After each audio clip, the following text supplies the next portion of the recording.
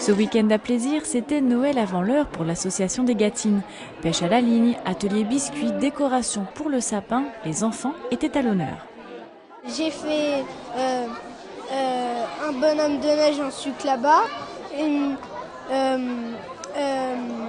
gâteau au sucre et une pêche. Et là, j'ai fait la pêche, j'ai fait la canne à pêche. Moi je vais m'occuper du stand gâteau, on s'est relayé avec les mamans. Voilà, chacun participe un petit peu et ça fait quelque chose de sympa. Noël, c'est la fête des enfants. Auparavant, il y a quelques années, on faisait un marché de Noël.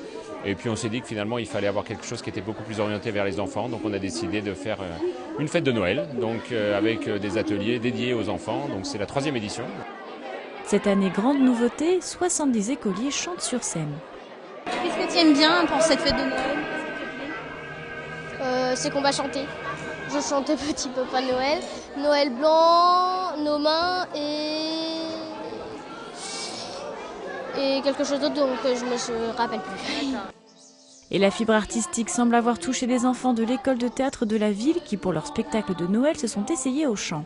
Sur scène, 30 musiciens ont accompagné 23 enfants.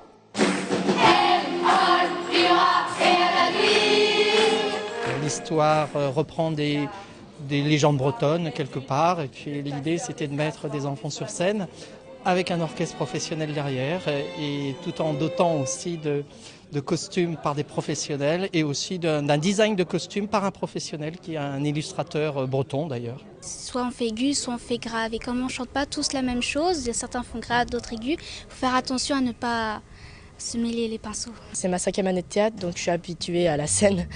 Mais le chant non plus, c'est pas gênant. Voilà. Et en plus, les chansons étaient adaptées quand je chantais grave, donc c'était bien. Cette année, vous l'aurez compris, le chant accompagnera les fêtes de fin d'année.